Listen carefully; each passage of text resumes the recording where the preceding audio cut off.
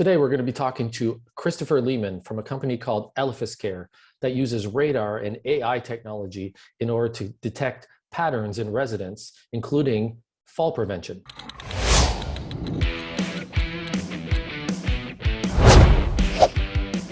Hi, Chris. How are you? Good, Dan. Yourself? Doing well, doing well. So tell me a little bit about your technology and what you offer to the senior care marketplace. Sure. Our company, Gold Sentinel Inc., has created an AI-based platform called Care. It is a non-camera, non-wearable resident resident activity monitoring system specifically designed for long-term care residents that are living with dementia or other form of cognitive decline. Oh wow. Okay. So now, how did this idea come about? Like, what led to your team developing this type of technology, which is quite advanced? Yeah, it is. We originally started looking at fall detection as falls are a critical issue in long-term care. Well documented, well researched, and as we started down the path to meet stakeholders in long-term care and discuss with them our ideas to validate the business opportunity, we learned very early on that while fall detection is great, really what stakeholders, what operators of long-term care are looking for is a way to prevent falls before they happen. So we kind of switched gears, and really the system that we developed arose out of asking questions. And when somebody said to us that fall prevention was more important, we asked them. We said, well, what does that look like for you? How can we help prevent falls? And an early partner of ours that became our pilot site and later became our first customer said, well, there's two ways that they identified right off the bat to be able to prevent falls. One was detecting movement in bed for non-ambulatory residents with dementia and being able to alert the closest caregiver to that room.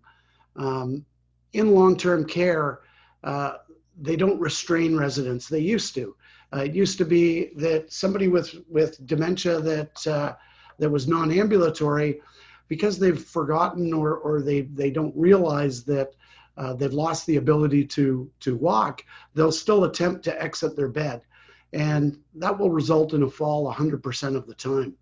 Those residents used to be restrained, physically restrained using restraints to the bed. They realized that it caused more damage, both physically and mental trauma to the resident by restraining them than it did by not restraining them. However, you still need to be able to alert somebody that can get there fast enough for a positive intervention. So one way to prevent falls would be able to detect movement in bed that could indicate that resident was about to attempt a bed exit and let somebody know who was close enough to intervene. So that was something we worked on and something that's an important feature of our system. The second way that was identified was to be able to track and report on toileting activity, and specifically changes in toileting activity. So when average or baseline toileting activity changes for any resident, it could be an indication of a secondary and underlying condition like a UTI or urinary tract infection. In seniors, an undetected and untreated UTI, an untreated infection of any time, can lead to sepsis and death. However, with UTIs, prior to it getting to that stage, it can still lead to symptoms that can lead to a fall. So it can lead to loss of balance, dizziness. For any healthy individual, if we have a UTI, we recognize that there's some symptoms. We would go see our our doctor or our GP describe the symptoms, they would usually prescribe an antibiotic.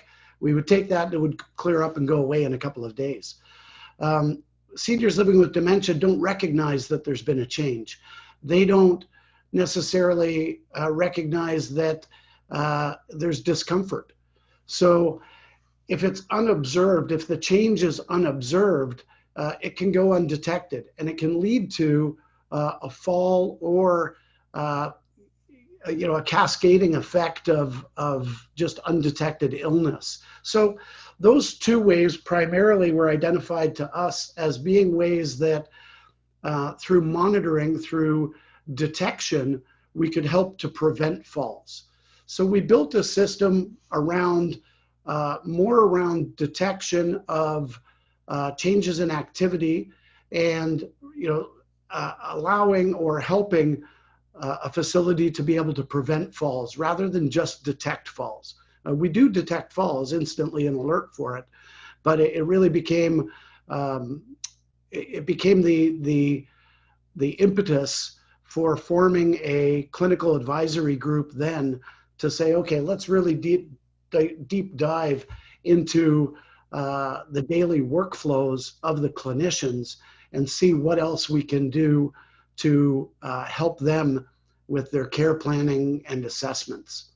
Yeah, and I find it interesting that just like any other great business out there, when you start off, you might have a plan, and then you talk to your customers, and they redirect you in a certain avenue that becomes your core business model when you listen to people. So how far had you gone along the path of a certain area, and you switched over? How was that kind of redirection handled within your company? We had done a lot of research on the technology side. So we had built out the non-visual part of our technology is radar sensors. So there's no implication for privacy or dignity. We can cover areas that other technologies can't, other sensitive areas like sleeping areas and washrooms, because there's absolutely no imagery captured. It's radar signals. We're really bouncing signals off of or into the room, and they're reflecting back, and we're interpreting through AI what those signals are telling us. So we had done a fair bit of work on the fall detection when the request was put in to say, could we detect movement in bed and alert for that, and could we detect and report on toileting activity?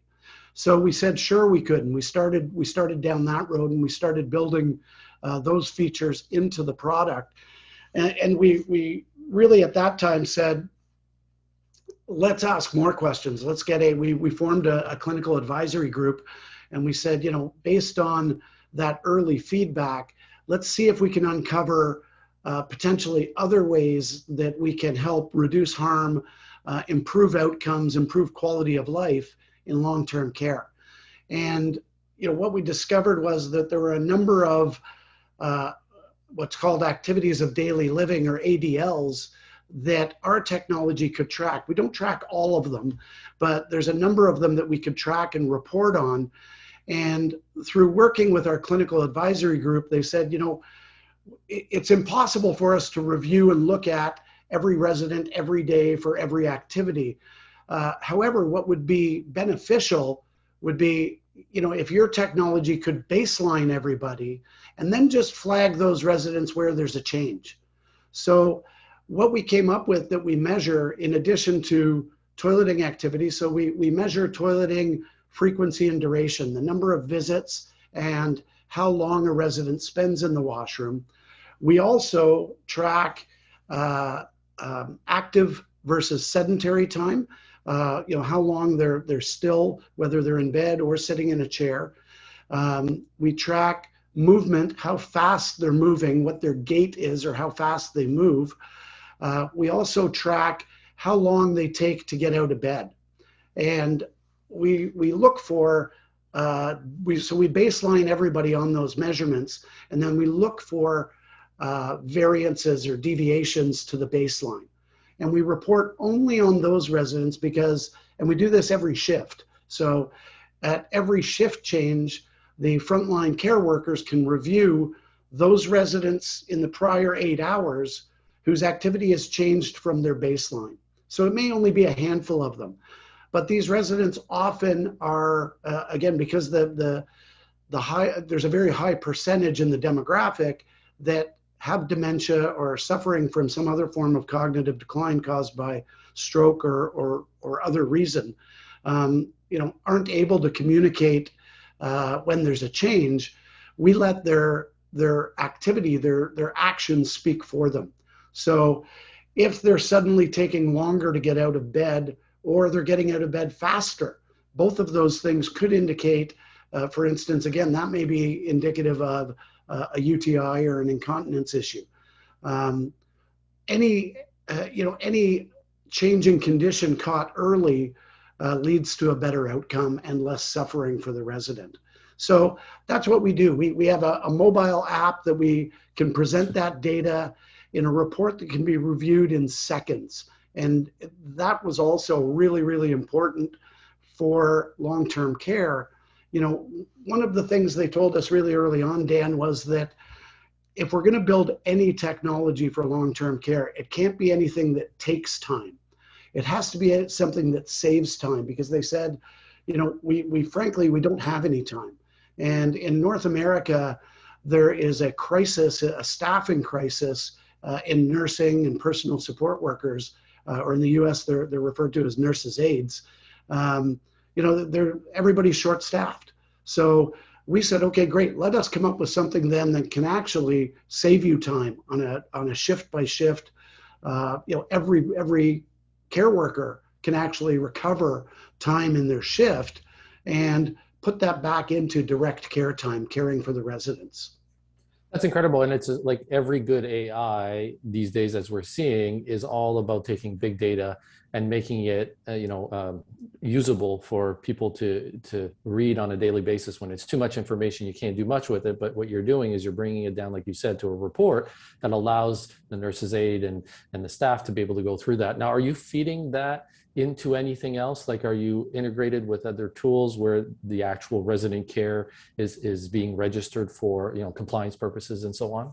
Yeah, absolutely. So there's two different other. First of all, there's a dashboard for data visualization.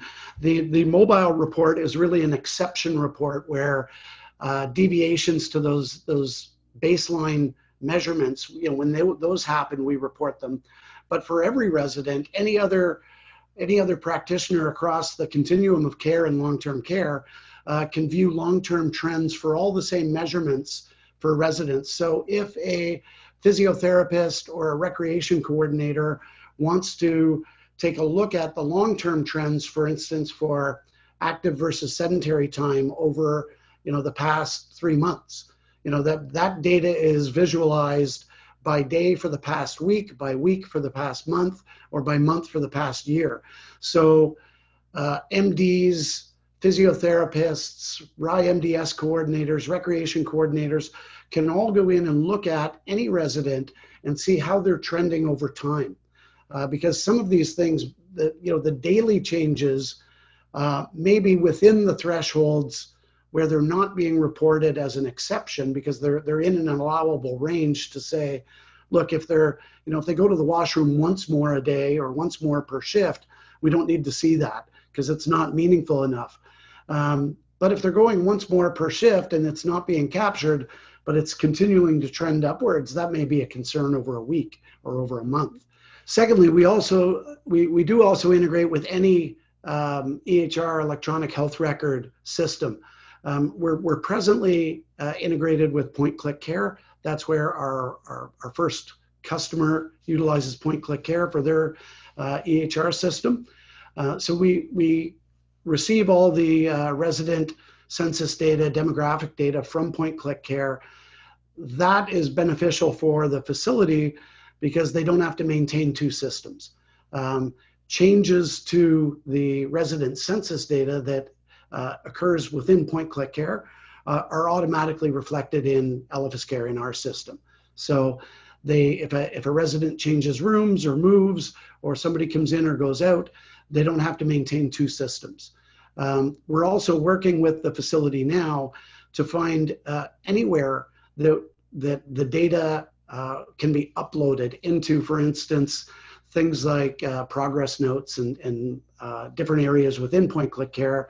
On the clinical side, for instance, if there was a fall or a change in toileting activity, where does the facility, or where could the facility benefit from having that information inserted, where somebody that's reviewing that, outside of that frontline care team for the exception reports. So we're trying to look for every opportunity we can to try and save time and increase that direct care time where clinicians and frontline care workers aren't occupied with busy work and searching for data. We make it easy to find and easy to act on. Yeah, you want to automate as much as you can in that process. There's a fear with a lot of people with AI that, oh, you're introducing an AI tool. Some workers aren't, they think, well, they're coming for our jobs. It's going to be the age of AI. They're not going to need me anymore. We're really not doing anything like that. We're just presenting data to allow clinicians, frontline care workers, to do their jobs better. We don't diagnose or predict anything. We present the data, and we still require those frontline caregivers. They're the ones that are the experts on the residents to be able to interpret that data. We're just collecting and providing a view of data that is unobserved and would otherwise be unavailable. So to try and help them as a tool to improve their care planning and provide better care for the residents, ultimately improving quality of life. Yeah, and you're doing it effectively, and I think that's the difference. I think if you think about, you have competitors out there, and most come in the way of having a wearable on on the resident, and so you are maybe doing that without that need for having something to put on every day, or forgetting to put it on, or it gets wet, or whatever it is. Maybe we can talk a little bit about the technology itself and the hardware and so on. So what's the physical environment? How do you set this up, and what's the process for getting that up and running? Sure. It was something that again was very deliberately designed from the beginning. We wanted to make a system that was really zero effort for the resident. It had to be zero effort for the resident because of the nature of the demographics that we're dealing with. Wearables just, there's a lot of studies. It's not that it's bad technology or that it doesn't work. It certainly works. And there's a lot of great wearable technology out there. The important thing to understand with wearables is that, number one, it has to be worn to work. And in the long-term care setting, specifically residents that are living with dementia or other forms of cognitive decline, they may not want to wear it. They may take it off. They may damage it. This becomes a management nightmare for the facility. Now they've got an inventory of devices that they have to make sure are functioning, charged, in good working order. Otherwise, what's the point? So we knew we didn't want to go in that direction, that wearables weren't really suitable. And again, this is backed up by other research, not just by us. Secondly, we knew it couldn't be camera-based for obvious reasons in sleeping and washroom areas. And there were a couple of other considerations that weren't so obvious initially, but again, we learned from asking questions from the stakeholders. A lot of our competitors are building Wi-Fi based devices. That's problematic in today's world in long-term care, primarily because, well, there's two main reasons why Wi-Fi can be problematic. One is signal propagation. It's dependent on the construction of the facility, and there's wide variables in how those buildings are constructed that could negatively impact Wi-Fi signal propagation. Secondly is that in today's world, everybody's buying mom, dad, grandpa, grandma, their uncle or aunt or their loved one in long-term care, wireless devices. They're buying them tablets so that they can FaceTime. They're buying them tablets so that they can stream Netflix or other streaming services. There's a finite amount of bandwidth that's available, and so the bandwidth contention becomes an issue as well. There isn't infinite bandwidth available, and for a mission critical solution platform like fall detection and measuring activities of daily living to prevent falls, if you're reliant on Wi-Fi, that's a problem. And there's another way that we wanted to make sure as well was that powering the devices. So our devices, it's a really simple wiring, a cabling. They're powered over Ethernet. Ethernet, for anyone that's not familiar, is a networking technology that's been around for years and years.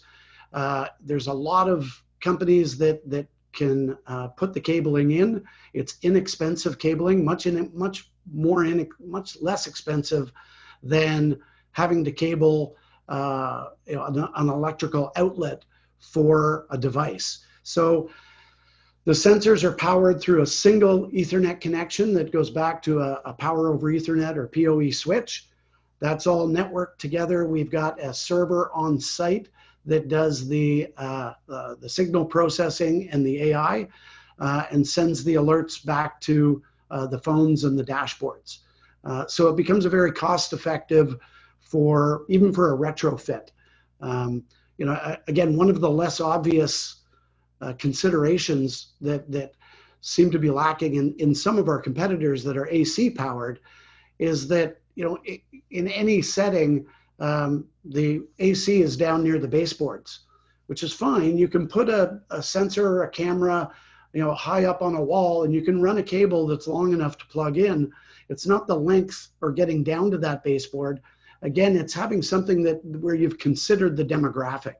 And residents living with dementia or cognitive decline are going to unplug things if they're plugged in. They shouldn't be reachable. Now that's a very expensive proposition if you have to install AC at the top of the wall or in the ceiling where it's not already present. It's much more expensive running AC than it is, cabling a single Ethernet cable. So those were all very deliberate design decisions to power it over Ethernet. It gives us a physical network connection that's much more secure than Wi-Fi. It's less expensive for powering than putting in a distinct AC power for each one, or batteries for that matter. Batteries, again, that's a management. You're putting a burden on the facility to check that devices are charged or that the batteries are good if they need to be changed. In our implementation in a 150-room facility, there's 420 sensors. We didn't want to put that burden. We wanted to make it zero effort for the staff as well. So those were our hardware. Our hardware decisions were really zero effort for residents and zero effort for staff. Yeah, and I could see that because there are definitely less building code regulations around wiring Ethernet compared to, like you said, just regular voltage wire. So now the other element, though, is the signal itself, which is you mentioned is a radar signal. Does that interfere with anything else in the building? Is there consideration around how that may interact with the nurse call system and so on? No, it's the devices are all tested. They're certified through the regulatory body. They're the FCC certified for indoor use, which Industry Canada adopts the same certifications. So they're designed not to interfere, and they're at a frequency that's much different than any medical devices or in fact Wi-Fi or anything like that. So, and they're very, very low power. They're less power, much less power than the average cell phone. Wow. And so now in general, you've now had a lot of experience. What's your, like in the industry, what's your, how did you get to this point in your life to be able to talk and have so much knowledge around senior care, but also technology and now AI within the technology world, which is fairly new? How did you get to this point? Well, my background personally was not, it wasn't in long-term care, but it was in technology. So I had worked for a couple of different technology companies in mostly telecommunications, but also doing some data center work and cloud computing. So I had a good grasp on a lot of the components of the solution kind of prior to coming in, and had really kind of, spent some years growing businesses from startup to commercialization and scale. So my co-founder actually came up with the idea, and it was post an event that happened in Ontario, Canada, back in 2015. It was really kind of unrelated to what we eventually built, but there was an incident where a nurse was murdering, actually, was killing residents in long-term care by switching their medications. And while we didn't develop anything to address any of those concerns, others have since, and there's certainly been a move to address how that happened.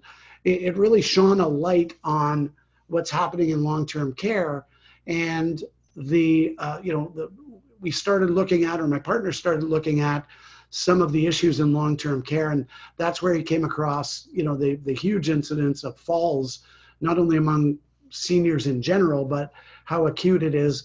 Falls, one in four seniors are going to fall every year, and that number 2 to 5 times more in long-term care, and the severity of the injury is much higher in long-term care. So that really kind of provided the genesis of it. My co-founder was a guy that I had worked with over the years, and he kind of came to me and said, are you interested? Can you help? I said, sure. And as it happened in 2017, which was around the time he had the initial idea, my dad fell, and he fell he wasn't living in long-term care. He was living in a retirement building, though, that was, a 55 and over seniors building. We're seeing lots of these buildings going up. It was brand new. It was state of the art at the time. And state of the art for retirement living to this day is pull cords on walls, which, is wonderful if you happen to fall next to one and you're not incapacitated by the fall. My dad fell and unfortunately was undiscovered for almost 12 hours. He was brought to hospital and died shortly thereafter. And so I had a good motivation after that. When he had this idea, I had a personal interest in saying, not only for long-term care, but, our roadmap is to bring this into retirement living as well, because we know that residents, that are living in retirement living, they also have, similar concerns. They have the same kind of privacy concerns. They don't want cameras. There's a stigma around the wearable devices for, even for independent living seniors, wearing the pendants or the fall detection devices. So we saw a real opportunity, and obviously everybody's aware of the aging demographic globally. This is a problem that's not going to go away, and it's an issue that's only going to grow because of the aging population. Yeah, absolutely. And you found a way to use technology to give you the information that you need, but at the same time, keep the privacy for that resident. And I think that that's one of the key differentiator for your product that I really like about it. And now the return on investment, we talked about obviously the resident's health and safety. That is probably the number one return on investment. But dollar value wise, you also talked about saving time, but with the nurses' aides and so on, getting information, not being able to track that information before. But what kind of other ROIs would you say your product brings that a facility would say this is worth it for me to put in here, outside of, let's say, the resident care aspect of it? Yeah, so there is a cost. Every facility, regardless of the jurisdiction, the costs differ a little between Canada and the U.S. But there is a cost of falls. There's a cost to hospital readmissions. There's a cost to the facility, for resident transfers and emergency department admissions. There's a cost to the facility for vacancies, and if a resident has to leave to go to a hospital long term because of injury, now they have to get another resident in. So there are measurables that our system, if you're reducing the causes of or identifying potential causes of illness through changes in activity, early intervention results in better outcomes and better health for the residents. So you're not only reducing trauma for the residents, you're having a measurable impact on costs for the facility. And for retirement facilities, we're providing a competitive benefit for them by they can go out and market their facilities as while still being privacy compliant, a much safer facility for seniors to live in than their competitors. So that can increase their revenue and increase their bottom line. The increase or the cost savings shouldn't be underestimated for the time savings, though. Like that is a big component where if we can allow facilities to increase direct care time without adding headcount. So now if staff if they can reduce their care planning or their assessment time across the continuum of care, if they're not responding all the time to, for instance, bed alarms, because we can detect those movements in bed, and bed alarms aren't really that good at it because again they're pressure based. They're typically going to go off when the resident is on the floor. So again, it's something that they're only responding to.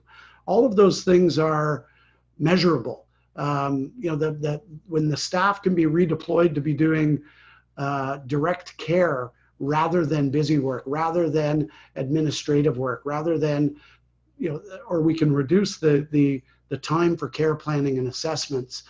Those are all measurable. That's all important, and it provides the facility the ability to provide a higher level of care, a higher quality of care without adding headcount.